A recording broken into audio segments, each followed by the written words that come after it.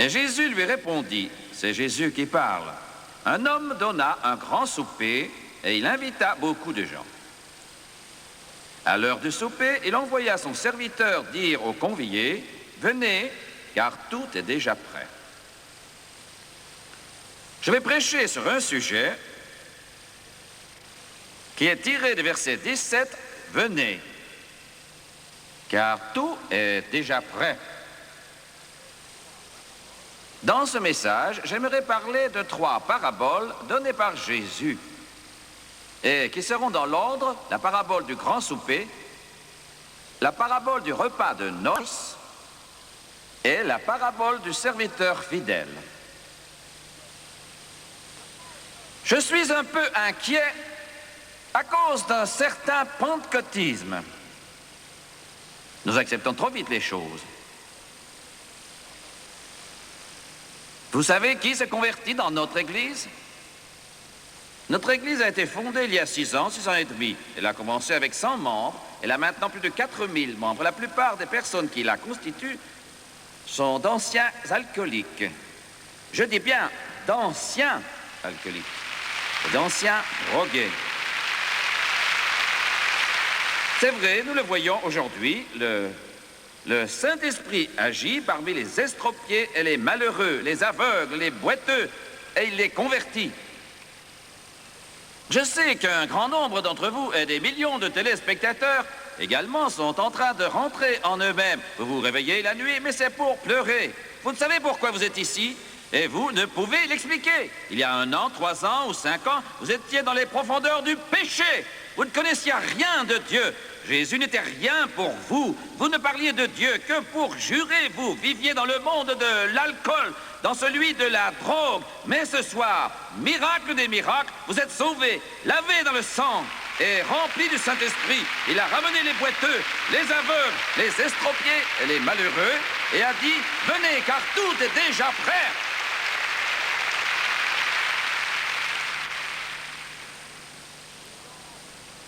Très bien. Lisons dans Matthieu 22. La parabole du repas de noces, nous avons vu la parabole du grand souper. Le repas de noces est très semblable. Verset 8, chapitre 22. Matthieu, le collecteur d'impôts, devenu apôtre. Alors il dit à ses serviteurs, les noces sont prêtes. Mais les conviés n'en étaient pas dignes. Venons vite au verset 11. Le roi entra pour voir ceux qui étaient à table, et il aperçut là un homme qui n'avait pas revêtu un habit de noces. Il lui dit, mon ami, comment es-tu entré ici sans avoir un habit de noces? Cet homme eut la bouche fermée. Alors le roi dit au serviteur, liez-lui les pieds et les mains et jetez-le dans les ténèbres du dehors, où il y aura des pleurs et des grincements de dents. Qu'est-ce que l'habit de noces? Que Dieu a dit que l'Église doit porter pour entrer. Lisons dans Apocalypse chapitre 19. Je vais vous montrer ce qu'est l'habit de noces. Verset 7. Réjouissons-nous et soyons dans l'allégresse et donnons-lui gloire, car les noces de l'agneau sont venues et son épouse s'est préparée. Et il lui a été donné de se revêtir d'un fin lin éclatant, pur. Car le fin lin, c'est la justice des saints. Et l'ange me dit, écrit, heureux ceux qui sont appelés au festin des noces de l'agneau. Et il me dit, ces paroles sont les véritables paroles de Dieu. Avez-vous ce soir votre vêtement de noces? Je m'adresse à l'Église ici.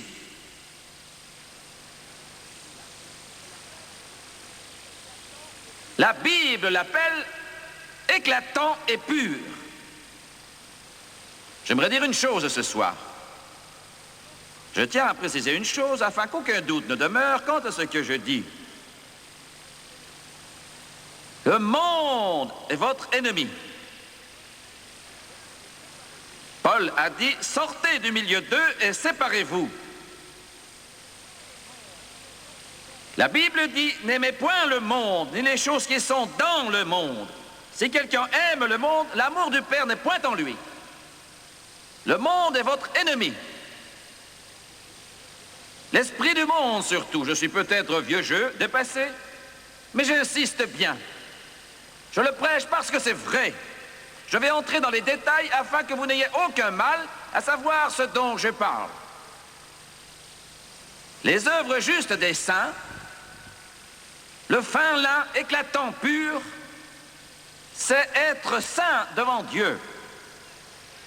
Me comprenez-vous?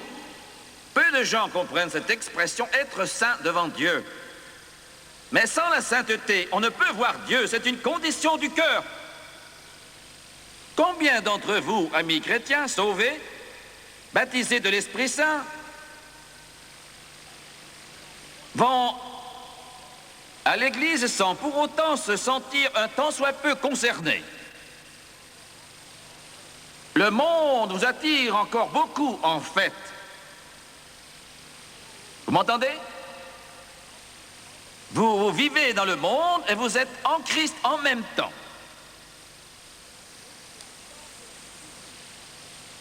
Éclatant et pur, la justice des saints. Quand j'étais un enfant, on nous disait qu'aller s'amuser au bal ne convenait pas du tout à des chrétiens. Pourquoi changer? C'est toujours mal. Ce n'est pas chrétien. Sortez du milieu d'eux et séparez-vous. Ne touchez pas aux choses impures.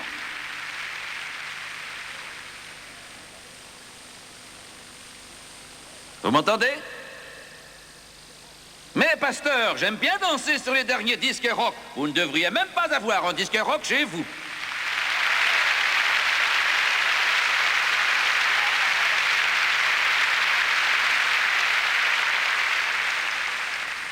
Ensuite, je n'ai pas fini.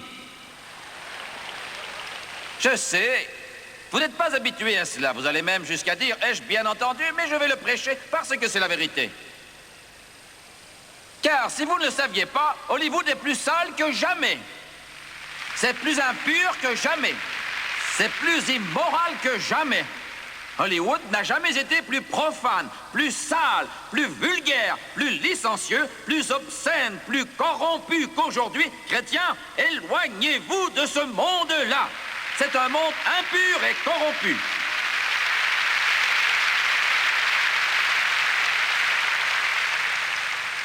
Hollywood a fait plus pour dénigrer les valeurs du christianisme qu'aucune autre organisation. Et cela concerne la plupart des films que l'on montre aux États-Unis. Vous m'entendez? Un pasteur est venu me dire l'autre jour ceci. J'ai vu éditer les informations il y a 4 ans à la télévision. Je ne les ai pas vues depuis, mais cela n'a pas changé. Si je vous demandais ce soir combien d'entre vous, parmi les chrétiens baptisés même de l'Esprit, vont encore au cinéma, beaucoup seraient choqués d'en connaître le nombre. Et parmi les téléspectateurs, je ne comprends pas cela. Des chrétiens qui sont baptisés du Saint-Esprit et qui parlent des derniers films. J'ai même découvert que dans les magazines chrétiens maintenant, on discute sur les films. Les chrétiens parlent de la guerre des étoiles. Je ne savais pas ce que c'était, moi. La guerre des étoiles? Et je dis bien que cela ne vient pas de quelques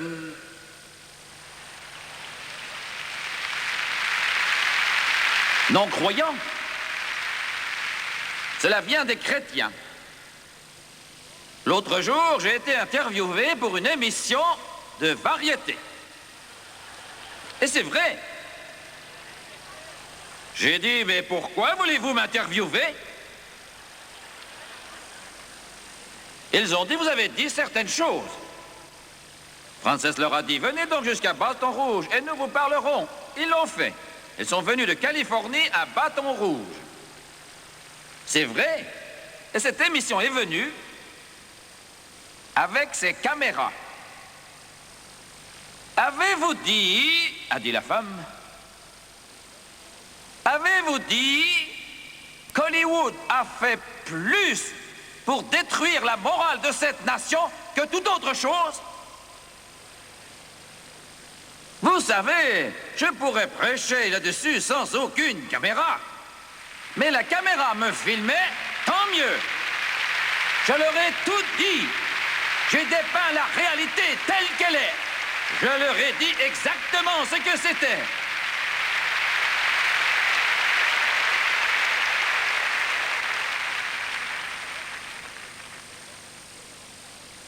Vous dites, mais il y en a des bons, mais il n'y en a pas de bons. Un mauvais arbre ne peut porter de bons fruits. Séparez-vous d'eux, je n'ai pas fini.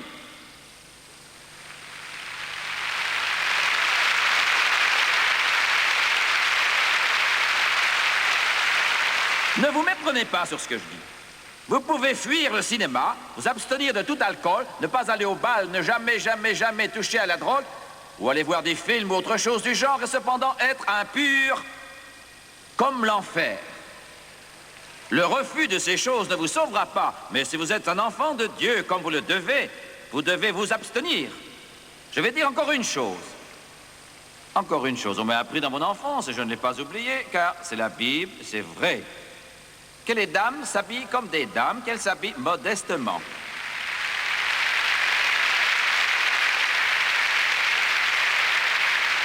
Est-ce que cela vous gêne?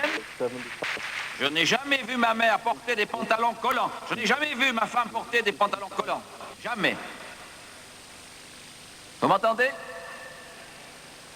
Ce siècle est sale, mauvais, pourri, corrompu, malin, pervers et obscène. Le sexe est l'article de pointe dans tous les commerces du monde. Aux États-Unis, 2 adolescentes sur 3 sont déjà enceintes quand elles se marient. J'ai participé à un débat dans une université. Une femme y défendait l'avortement. Elle avait d'ailleurs plaidé cette cause devant la Cour suprême. J'ai dit, madame, la Cour suprême n'a pas voté cette loi, ou plutôt n'a pas légiféré sur l'avortement, à cause de vos propos. Pour couvrir ou se débarrasser des bouchers de l'arrière-cour, la Cour suprême des États-Unis a fait cette loi sur l'avortement à cause des péchés d'adultère et de fornication. Et parce que des millions de femmes se retrouvent enceintes, elles essaient de cacher leurs péchés. Voilà la vraie raison. Elle n'a pas aimé cela. Peu importe.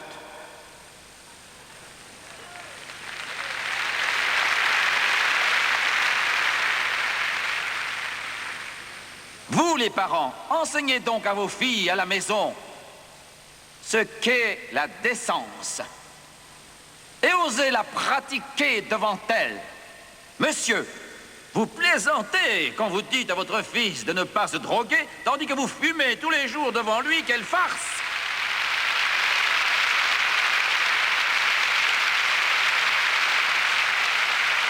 Vous m'écoutez? Que les prédicateurs osent prêcher selon le plan de Dieu envers le sexe, c'est-à-dire pas de relation avant l'heure. Aucune. Non, monsieur. Vous seriez surpris de voir toutes les douleurs et les problèmes que cela éviterait. Pas de sexe en dehors du mariage. Vous dites c'est démodé. Nous vivons une époque nouvelle. Oui, mais ce livre est toujours valable.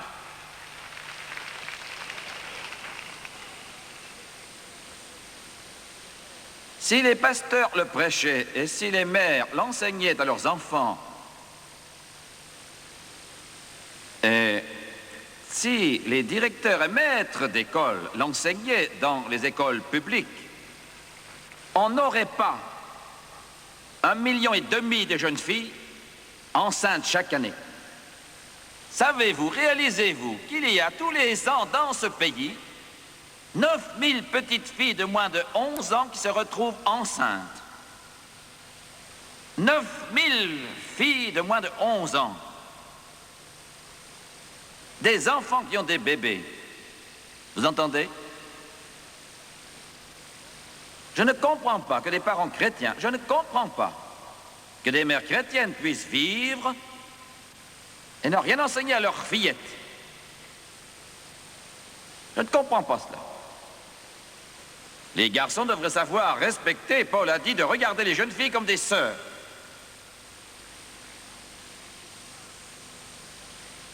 Je n'excuse pas les garçons. Il existe un principe de vie chrétienne. Ce n'est pas du légalisme, mais un principe de justice. Bon, je vais terminer. Je dépasse le temps. La dernière parabole, la parabole du serviteur fidèle, Matthieu 24. Ceux qui sont habitués à entendre de petites sermonnettes vont être un peu surpris. Ce sont des christianettes.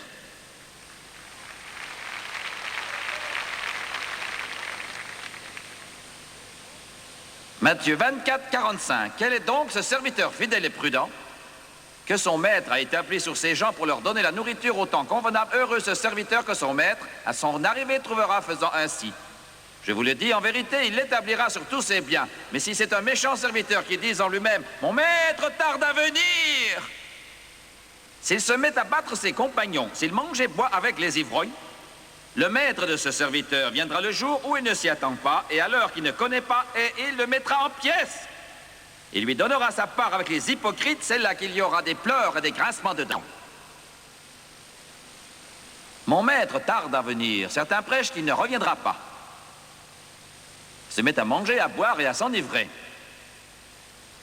Il a dit, je les mettrai en pièces.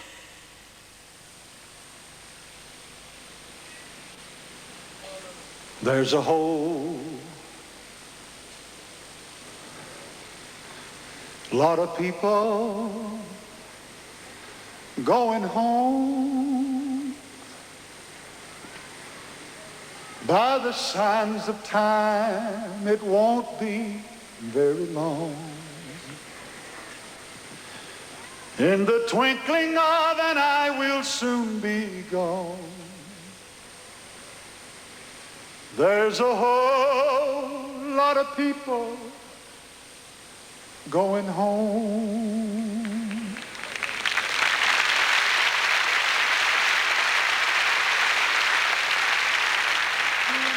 I can see them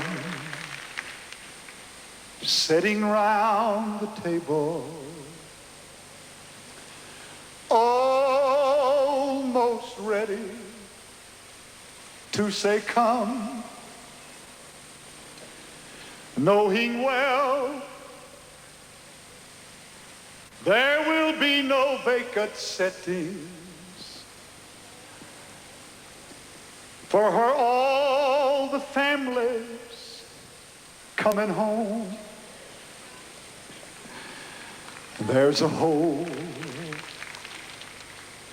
lot of people going home. Are you going to be one of them? By the sands of time, it won't be very long. In the twinkling of an eye, we'll soon be gone. Oh, there's a whole lot of people going home. Play it again, Eric. There's a whole lot of people going home.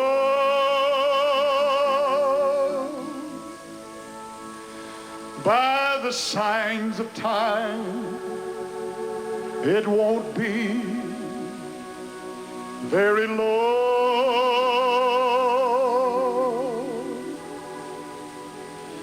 In the twinkling of an eye, we'll soon be gone. There's a whole lot of people going home.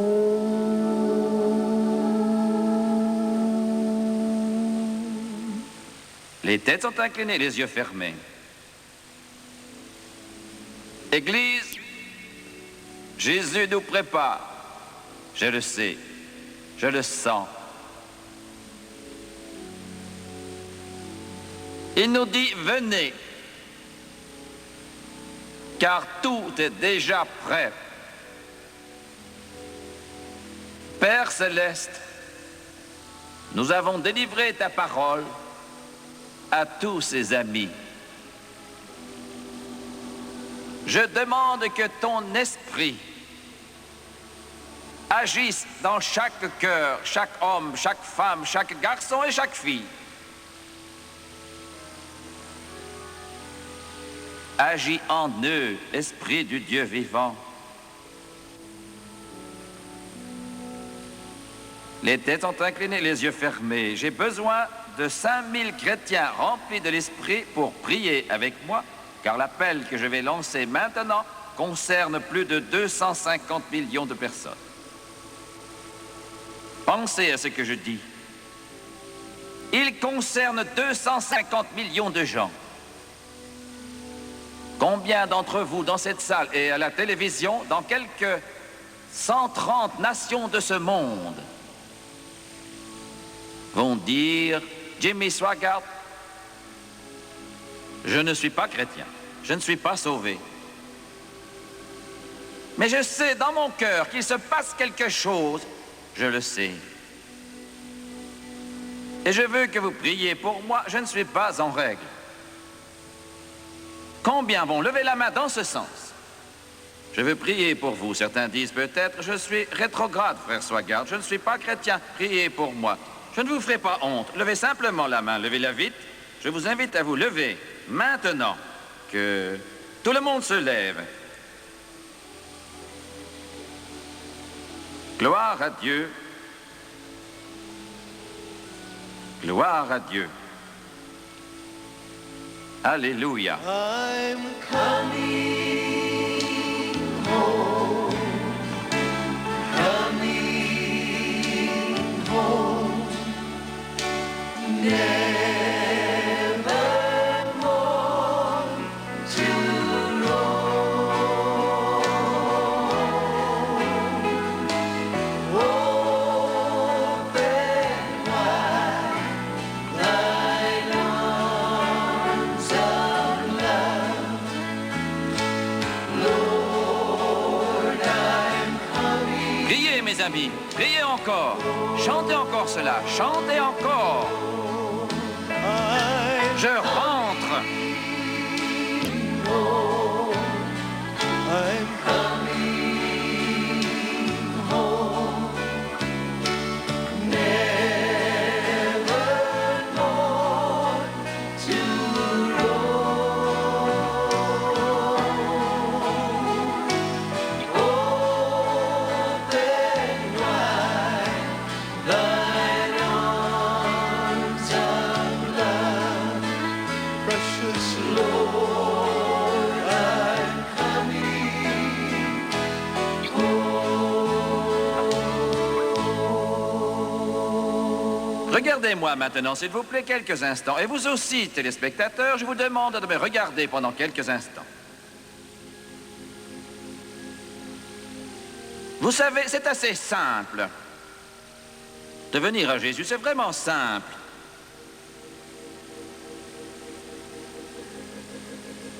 Vous n'avez que peu de choses à faire, car il ne faut rien apporter. Un vieux cantique dit « Je viens les mains vides au pied de la croix ». C'est une question de cœur, car c'est votre cœur que vous lui donnez.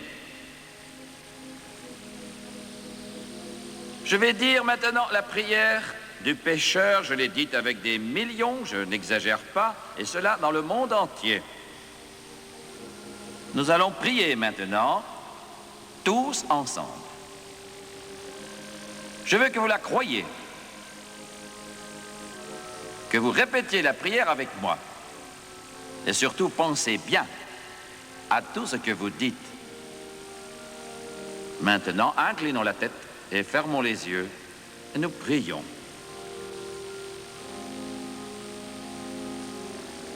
Ô Dieu des cieux, je viens à toi. Au nom de Jésus, je te demande de me pardonner tous mes péchés. Purifie-moi par ton sang de toute iniquité. Selon ta sainte parole, Romains chapitre 10, versets 9 et 10. De ma bouche, je confesse Jésus-Christ. Dans mon cœur, maintenant, je crois que Dieu l'a ressuscité d'entre les morts et qu'il est vivant. Et devant tous ces gens, et le Dieu des cieux, j'accepte Jésus-Christ dans mon cœur comme mon sauveur. Je veux le suivre tous les jours de ma vie. Je crois maintenant, fermement, selon sa parole, qu'il m'a lavé, purifié, et je suis sauvé. Gloire à Dieu. Alléluia.